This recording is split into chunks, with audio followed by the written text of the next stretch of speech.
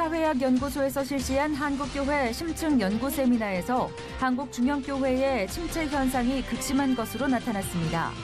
문제 해결을 위해서는 신학교육의 패러다임을 바꿔야 한다는 주장이 제기됐습니다.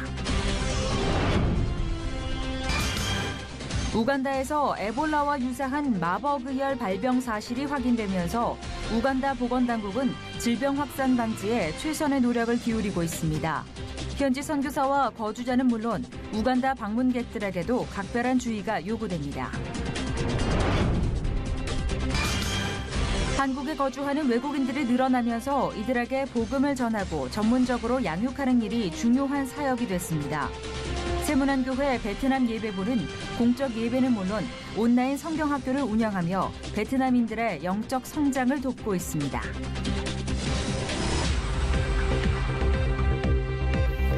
여러분 안녕하십니까? 문강훈 목사입니다. 종교인 과세 시행을 두어 달 남겨두고 여전히 정리가 되지 않고 어수선한 분위기입니다. 당초 8일 정부가 종교인 과세 기준을 매듭짓기 위한 끝장 토론을 마련할 예정이었는데요. 불발이 됐습니다. 공개 토론으로 진행될 예정이었던 걸 정부가 비공개로 바꾸면서 종교계가 반발해 토론에 불참하기로 결정한 건데요. 한간에는 기재부의 준비 부족이 언론에 노출되는 것이 부담스러운 것이 아니냐 하는 추측도 나오고 있습니다. 본격적인 준비에 들어가도 모자랄 판에 여전히 마침표가 찍혀지지 않는 현재의 상황, 우려를 불식시킬 수 있는 특단의 조치가 필요해 보입니다. 첫 스스로 교계 뉴스부터 전해드립니다.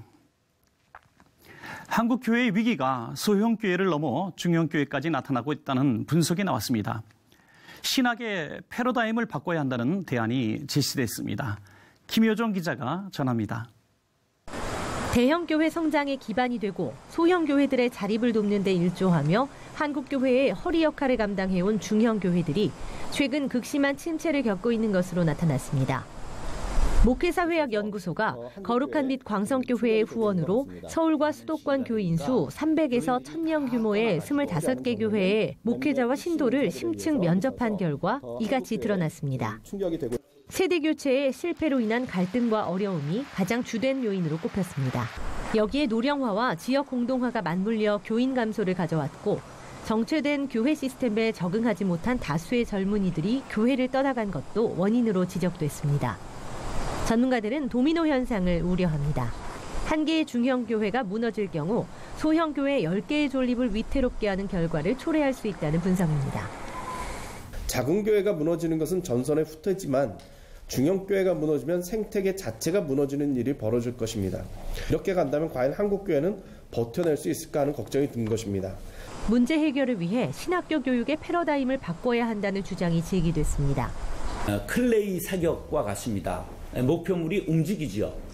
그런데 지금 고정 타켓을 놓고 쏘는 것과 같은 목회를 배워 나오는 거예요.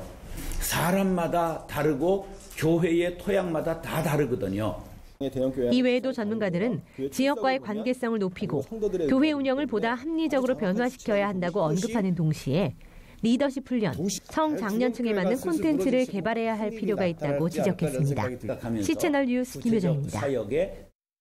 앞서 보셨듯이 중형교회들이 세대교체, 재정적 위기로 시련을 겪고 있는 가운데 성공적 세대교체에 이어 분립개척까지 해내며 사명을 감당하고 있는 한 교회가 있어 귀감이 되고 있습니다. 계속해서 김효정 기자가 전해드립니다. 교회 개척 8주년을 맞은 지난달 29일 주일, 구로동에 위치한 생수교회에서 드려진 예배는 조금 특별했습니다. 그동안 함께 사역했던 안동형 부목사를 담임 목사로 세우고 또 하나의 작은 교회를 분립개척하게 된 것입니다. 교회 봉사와 섬김에 제일 앞장서 왔던 장년 21명, 청년 5명 등 30여 명의 성도들도 함께 파송됐습니다. 성도 300여 명 정도의 중소형 교회에서 대형 교회에서나 가능한 분립개척을 할 수 있었던 이유는 목회자와 성도가 함께 비전을 공유하고 오랫동안 기도했기 때문입니다. 김성현 목사는 일대 담임 이성현 목사에 이어 2015년 2월 2대 담임으로 생수교회에 부임했습니다. 상당수의 중형교회가 겪는 세대교체 과정에서 오는 당회와의 갈등과 성도 간의 분쟁도 발생하지 않았습니다. 그 방향성이 분명하게 설정되어 있고 그래서 분립개척이라는 것도 그 방향성 속에서 함께 움직이기 때문에 큰 갈등이 없이 지금까지 이 비전을 이루어 올 수가 있었던 것이죠. 김 목사는 주님께서 목회자마다 다른 사명을 주셨고 교회마다 사이즈와 역량에 따라 다양한 비전을 주신다며 교회의 본질에 대해 치열하게 고민하며 각자의 몫을 감당한다면 조화로운 하나님 나라를 이룰 수 있게 될 것이라고 말했습니다. 한 목회자를 하나님께서 부르실 때는 그 목회자들의 다양한 하나님의 부르심이 있다고 생각을 합니다. 목회자가 자기에게 부어진 은사에 따라 역량에 따라 교회 공동체 섬기면 그것이 모두 거시적인 하나님의 나라를 이루어가는 기한입니다. 교회 분립 후 본교회의 운영과 재정에 어려움이 올 것이라는 두려움도 있지만 주님에게서 받은 확실한 비전을 믿고 믿음으로 나아가려 한다는 김 목사는 앞으로도 10개의 교회를 더 개척하겠다는 포부를 밝혔습니다. C채널 뉴스 김효정입니다. 무너져 가고 있는 가정의 회복을 위해 교회들이 다각도로 사역을 진행하고 있습니다. 하지만 의존적이고 일회성으로 이루어지는 행사성 사역에는 한계가 있다는 지적이 나오며 교회가 자발적으로 가정의 소통과 예장이 되어야 한다는 주장이 나왔습니다. 가정사역의 모범을 함께 공유한 교회들을 조홍현 기자가 보도합니다. 가정목회를 주요 사역으로 삼고 있는 인천 하나비전교회는 결혼예비학교와 사춘기 부모교실, 아내행복교실 등 다양한 프로그램을 자발적으로 진행하며 수많은 가정회복의 열매를 거뒀습니다. 하나비전교회는 가정에 대한 단순한 접근이 아닌 생애 발달 주기에 의한 가족 구성원별 사역을 이뤄가며 부모와 자녀에게 가족 특성에 맞는 이해와 소통의 장을 제공했다고 밝혔습니다. 내 마음이 건강해지게 되니까 가정에서 아이들한테 하는 말이 줄어들게 되었다. 그리고 귀가 들어주는 마음의 귀가 열리게 되었고 우리 아이들이 행복하다라는 이야기를 한다. 3040 신혼부부 세대를 위한 사역을 교회의 중점 사역으로 만들어가고 있는 마산 3.1교회는 젊은 세대와 소통하는 프로그램을 집중적으로 운영하고 있습니다. 마산 3.1교회 정상률 목사는 목회 초반 심각하게 고령화된 교회 모습과 젊은 가정들이 육아와 바쁜 세상 일에 믿음 생활을 제대로 이어가지 못하는 것에 안타까움을 느끼며 다음 세대를 위한 젊은 가정 사역에 주목하기 시작했습니다. 그러나 마음만 있고 아무런 컨텐츠를 갖고 있지 못했던 정 목사는 2016년 하이패밀리에서 제공하는 가정사역 MBA 과정과 다양한 사역 매뉴얼의 도움을 받고 본격적인 가정사역을 진행할 수 있었다고 말합니다. 마음은 원이지만 손에 쥐고 있는 콘텐츠가 없는 거예요. 여기 와서 MBA 과정을 하는 가운데 제가 갈증하고 목말라하고 굶주려 있었던 그런 콘텐츠를 손에 너무나 구체적인 걸 쥐게 되었습니다. 정 목사는 교회에 출석 중인 젊은 가정 리스트를 만들어 모임을 시작했고 진행된 신혼부부 학교는 젊은 부부들과의 적극적인 의견 공유와 소통으로 인해 참여자들의 뜨거운 열정과 아이디어가 발산된 귀한 시간이었다고 고백했습니다. 정 목사는 바쁜 삶 속에서 서로를 이해할 시간이 없고 세상에서 받은 상처를 회복할 시간도 없던 젊은 부부에게 3040 신혼부부학교는 교회에서 만들어 놓은 귀중한 안식처가 됐다며 그 반응과 결과는 교회의 부흥과 예배의 열정으로 나타났다고 덧붙였습니다. 그냥 예배 드리는 둥 만둥하고 그냥 가버리던 이 젊은 세대가 교회 예배 마치고 점심도 먹고 남아서 자기들끼리 이런 시간을 가진다는 것이 저로서는 너무 좋은 거예요. 점점점 이제 교회에 정착을 할 수 있는, 교회 안으로 들어올 수 있는 좋은 길이지 않습니까? 가정의 회복이 곧 교회의 회복과 부흥으로 이어지는 만큼 이제는 교회가 상황에 맞춘 자발적인 가정 사역을 진행해야 한다는 인식이 강해지고 있습니다. C채널 뉴스 조홍현입니다.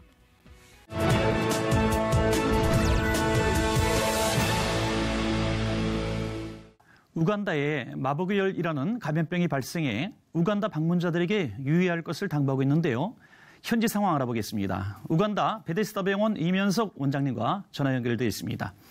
임 원장님, 마보그열이라고 말씀드렸는데 발병 사실이 확인된 건가요? 네, 지금까지 그 3명의 환자가 이렇게 마보병으로 확진이 되었습니다. 그래서 그 모든 환자들을 사망하였고요. 확진된 환자가 그 박쥐가 많은 동굴에서 활동하는 사냥꾼으로 알려져 있습니다.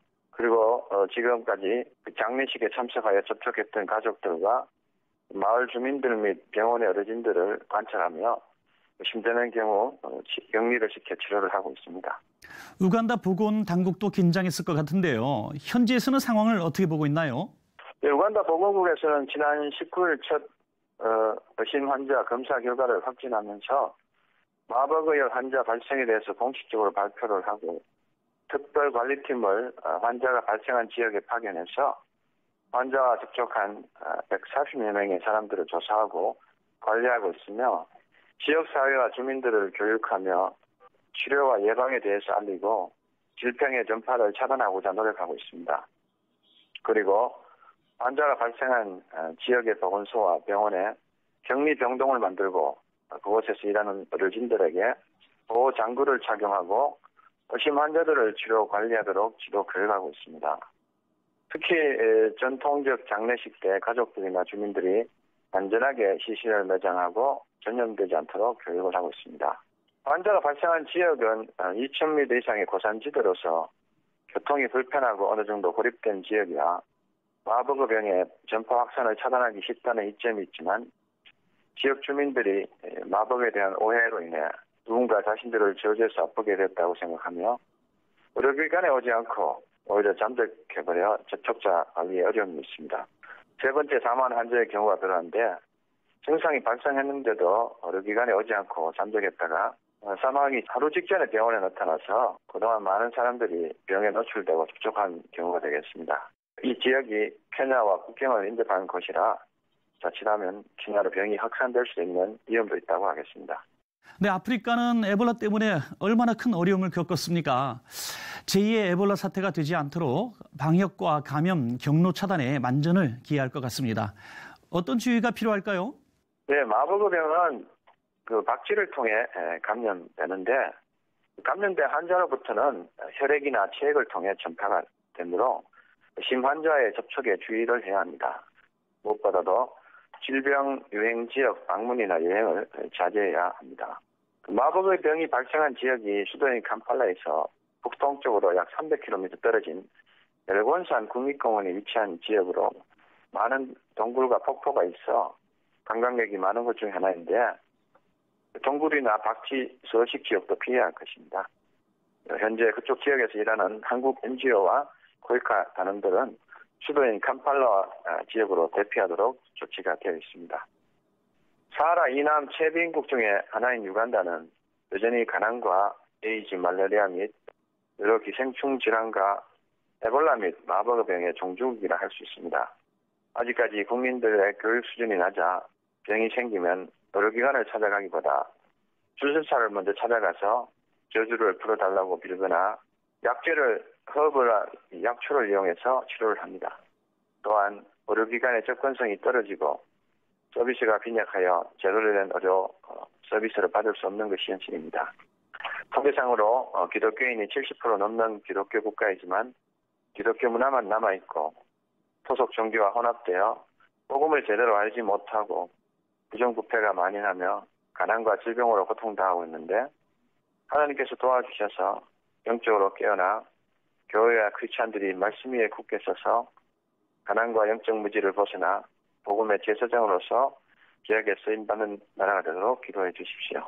네, 질병의 원인이 저주 때문이라고 믿는 우간다 민족들에게 복음이 제대로 전해져서 생명의 주관자이신 하나님께 나아가는 주님의 백성이 되도록 저희도 함께 기도하겠습니다. 원장님, 말씀 감사합니다. 네, 감사합니다.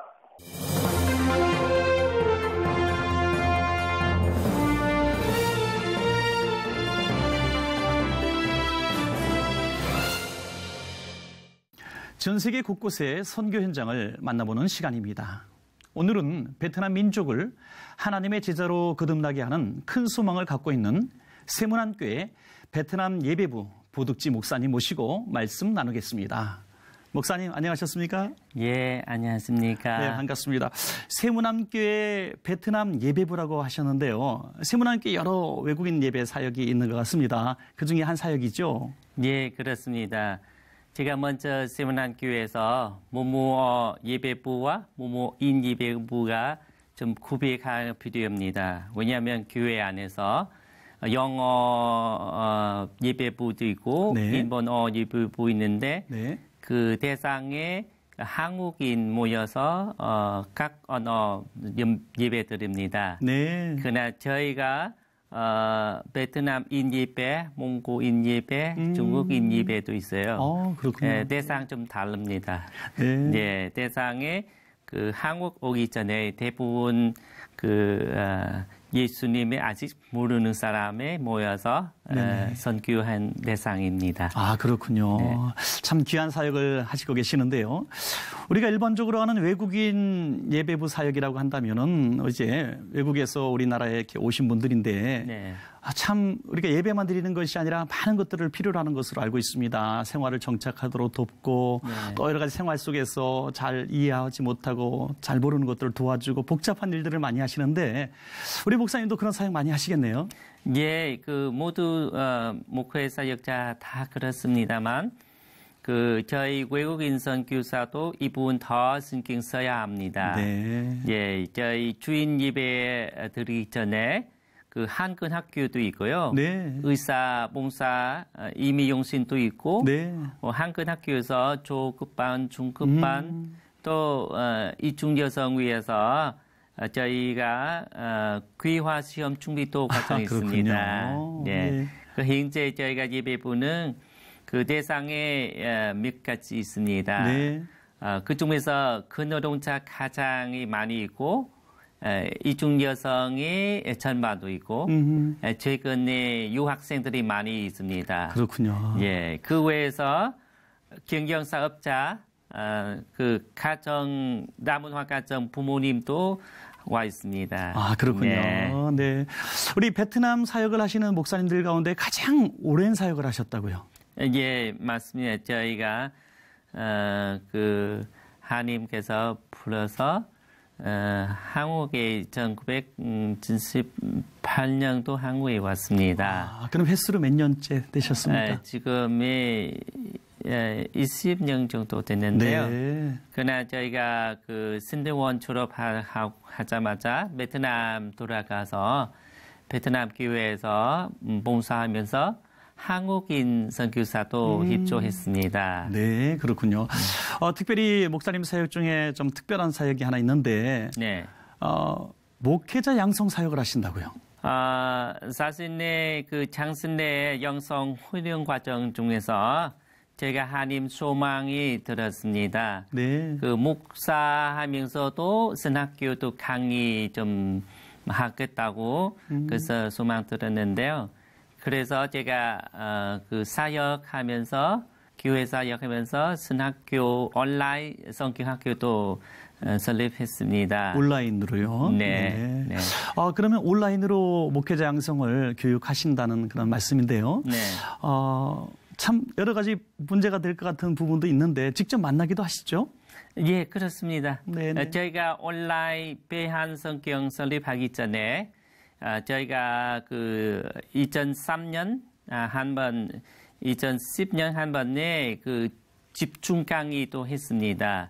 그러나 집중 강의는 좀 어려운 부분은 평신도 있는데 평일날 공장도 가고 인도 가고 있는데 그래서 모임 시간에 여유 시간 없어서 그래서 온라인 수업 중에서 저녁 시간으로 그렇게 연결해서 그냥 편하게 핸드폰이나 컴퓨터 통해서 직접 강의 들을 수 있습니다. 네, 그렇군요. 네.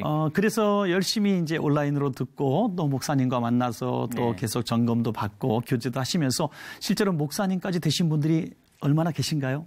예, 지금 현재 가르치는 분은 6명이고요. 네. 저희가 한국에서 있는 베트남인이 40명 정도 있는데 그래서 서로 다 협력해서 온라인 수업뿐만 아니라 주일날에 한 달 한 번에 모여서 그들이 기도해주고 비전도 나눠주고 어려운 부분도 함께 해결해주는 시간이 있습니다. 네. 목사님 참 말씀하시는 부분 또 인상 이렇게 볼 때 제가 참 포근함을 느끼는데요. 여기가 사실 외국 아닙니까? 네. 우리 베트남 분들이 이 외국까지 와서 참 외롭고 힘들 텐데 우리 목사님 같으면 좋은 분 만나서 이렇게 말씀 배우고 주님 만나고 참 여러 가지 도움받고 행복할 것 같아요. 그래서 많은 보람이 있으셨을 것 같고 그런 에피소드 좀 듣고 싶고요. 또 외국이기 때문에 또 한계도 많을 것 같아요. 또 한계는 또 무엇인지 좀 말씀 부탁드리겠습니다. 네, 저희가 세문학교회 예배부의 여러 대상 때문에 다양한 프로그램도 진행하고 있습니다. 네. 봉사도 다양하고 다문화 가정이 더 많아져서 교회 좀 튼튼해요. 네. 네, 왜냐하면 그들이 가정도 행복하게 되고 교회 많이 나오는데 한국 국적 취득하고 교회도 열심히 나왔습니다. 네네. 그래서 최근에 유학생들이 많이 왔는데 그들이 졸업하고 나서 그 한국에서 취업할 수 있습니다. 네. 그래서 교회에서 여러 분야도 적극적에 동참하고 보람이 많이 느꼈죠. 네네. 최근에 한국에서 베트남 예배부 성장하고 노력하는 교회도 있습니다. 예. 그래서 많이 저희 와서 또 인터뷰도 하고 배우고 그냥 반면도 좀 한계점도 있습니다. 네. 왜냐하면 그 노동자들이 어쨌든 외국인이라서 낙근에 가던 사람입니다. 맞아요. 예. 그래서 공장이 변경되면은 자기도 가야 되고 어떤 교회도 한참 부흥다가 공장 다 이사되면은 다 가고. 그렇군요. 그래서 교회 텅 빈 되고 어려운 교회도 있습니다. 그렇군요. 네. 이제 마지막으로 우리 목사님, 우리 베트남 예배부 사역을 위해서 기도 제목 한두 가지 말씀하시면 저희도 함께 기도하겠습니다. 네. 저희 베트남 인사역 위해서 기도 제목이 좀 많습니다만 네. 오늘 두 가지만 부탁드립니다. 먼저 현재 한국에 있는 베트남인 천만의 근노동자, 다른 천만이 이주 여성이고 많은 유학생 포함하면 지금 15만 명 정도 있습니다. 그래서 앞으로도 많이 있을 것 보이는데요. 그래서 선교 천학도 세웠는데 한국 사역자와 한국인 교회 좀 서로 협조해서 더 크게 사역도 할 수 있도록 부탁드립니다. 두 번째는 한국에 와 있는 좀 아직 믿지 않는 대부분 베트남인이에요. 그래서 저희 비전에 그들이 한국에 있는 동안 최소 한두 번 교회에 와서 예수 복음을 듣고 믿고 또 아까 온라인 성경 통해서 양성하는 좀 100명 정도 있습니다. 네. 그래서 그들이 졸업하고 나서 또 베트남 가서 피박당하는데도 신앙도 잘 지키고 부모님과 가족이 정단할 수 있도록 좀 도와주시고요.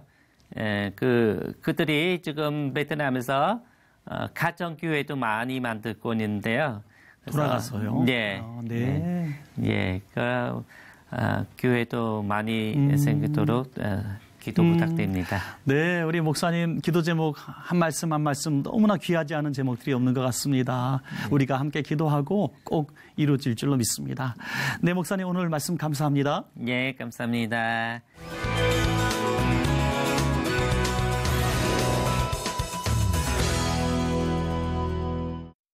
하루하루 해가 짧아지는 걸 실감하는 요즘입니다. 일조량이 적어지는 만큼 낮에는 일부러라도 햇빛을 쬐이는 게 건강에 도움이 된다고 하니까요. 낮 시간에 걷는 시간을 확보하는 것도 좋겠습니다. C채널 매거진 굿데이는 여러분이 함께하는 방송입니다. 아래에 전화번호와 이메일로 언제든지 연락 주시기 바라고요. 인터넷을 통해서도 저희 방송을 다시 보실 수 있습니다. 오늘 순서는 여기까지입니다. 시청해주신 여러분 고맙습니다.